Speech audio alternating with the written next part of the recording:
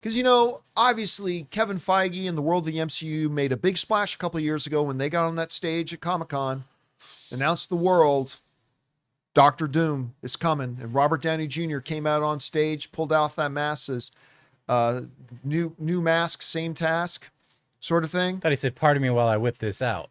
I won't scream, but... And then got everybody chatting. And so, everybody's been buzzing about it. Everybody's been talking about it. Well, there is a new report that comes out that, once again, we need to make sure you guys understand to file this one firmly under the rumor mill category. This is definitely got to be categorized as a rumor. I love rumors. So keep that in mind, but it is what's being spoken out there. According to a number of outlets like this one, they're all getting it from the same source, one of these Twitter sources, but a lot of them are running, like Superhero Hype is running with this. Avengers Doomsday will make Steve Rogers, Chris Evans's Steve Rogers, as the co-main focus alongside of Robert Downey Jr. That's the claim. That it's ultimately kind of going to be Doom versus Steve Rogers. All right, now let's do what we always do with these rumors. Let's discuss the two separate parts. What is the believability of it? And then, assuming for a second that it is true, let's talk about how we would feel about it if it was indeed true. Let's first start with the believability of it. I don't buy it. I don't buy it. I simply don't think it would be possible in the day and age where every single person walks around with a global video and audio communications device to secretly, maybe you can secretly film a scene or two with Chris Evans that nobody finds out about, but to have him literally be practically the co-lead of the movie and nobody ever knew, it's almost impossible today to do that. I'm not saying it's completely impossible, but it's almost impossible. So I, for one, don't buy this. I do believe Chris Evans is coming back, but it may not be in Doomsday. It might not be till Secret Wars. Maybe it is in Doomsday. Who knows? But I don't buy this.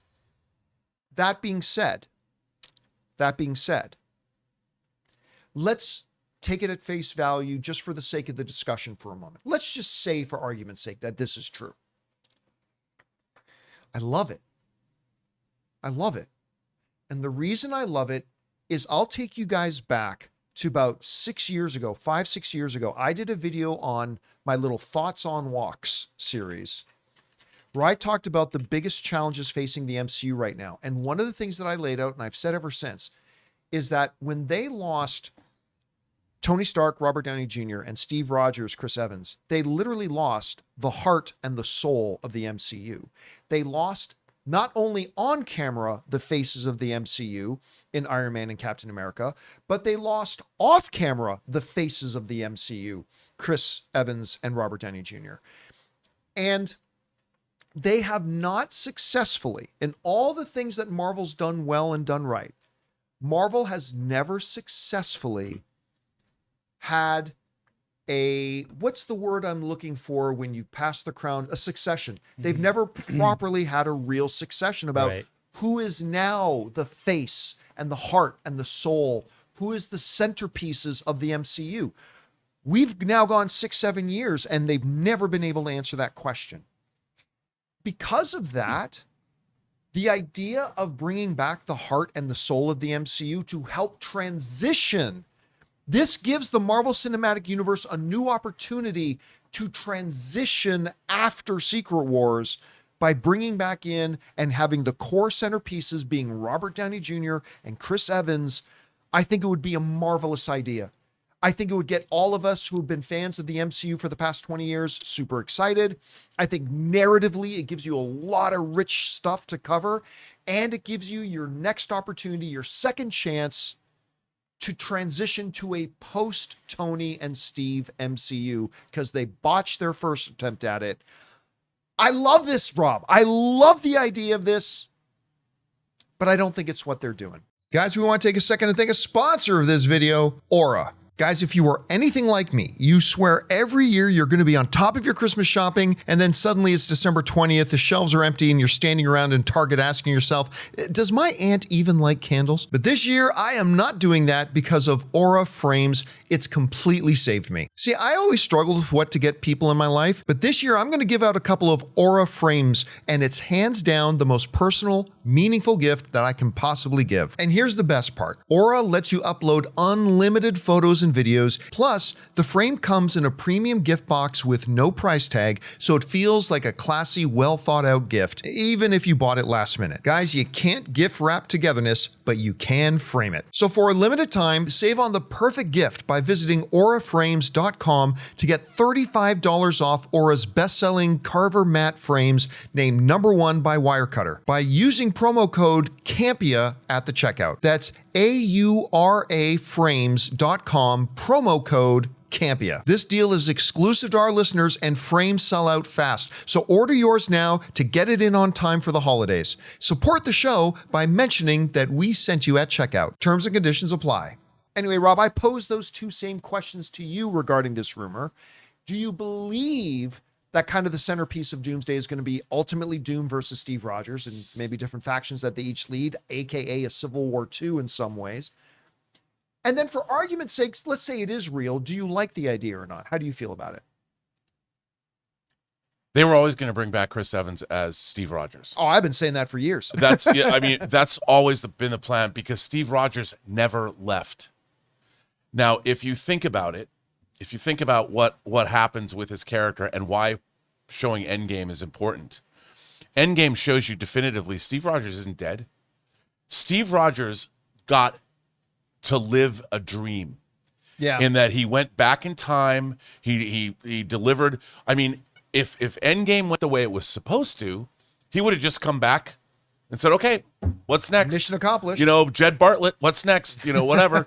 And nice he, West Wing reference. Yeah, I like that. and Very well done. And he would have done that, but instead he chose to go lead his life the way he wanted to lead his life, and he comes back and he gives the shield. Well, that means that he still had 50 years of life, yeah. You know, and he lived through the entire 20th century, from the end of World War II all the way up to, we don't even know when, like, so when he came back as an old man, where was he coming from? Right.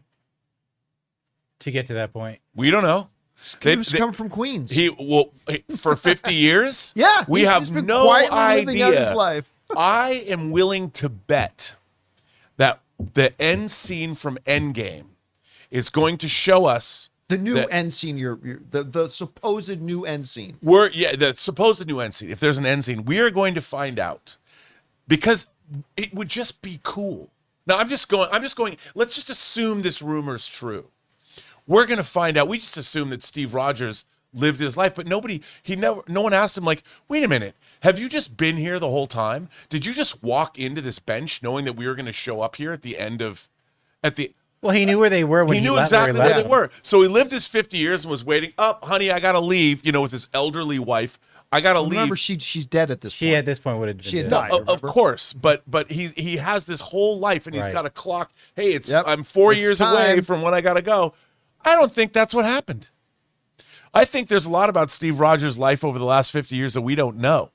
And when he shows up at the end of Endgame, we're going to find out in that post scene, it's going to tee up that Steve Rogers, what happened, we know two things about him. We know he was an old man at the end of Endgame, and we know he went back and had a life with Peggy. Right. We don't know anything in between about what happened in his life in between. So it's not a cheat.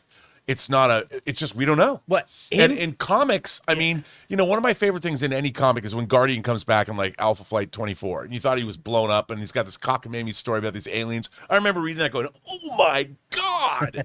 They can do the exact same thing with Steve Rogers. And people will go, they just have to show us what happened. Mm-hmm.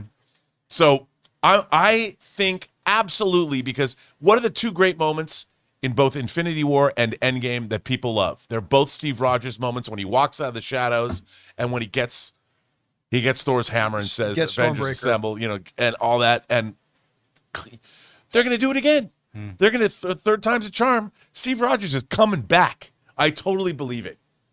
I believe it, but it might not be true. I think, to me, the one, it's no secret, my favorite MCU character, Marvel Cinematic Universe character, is Steve Rogers. He's my favorite.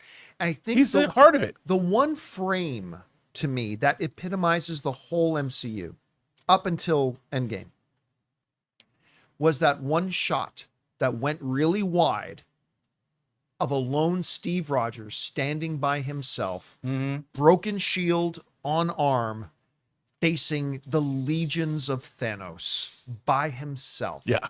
And just, if I could make that poster with the words, "I can do this all day," and hang it on my wall, I would put it in every room in my house. And so that's why I love the idea of this, Rob. I can't buy it. I just can't believe that that's what they're doing. I cannot believe they've been shooting for 6 months with Chris Evans on set and nobody got a leaked picture of it. I just don't believe That's why they went to London. but I hope it's true.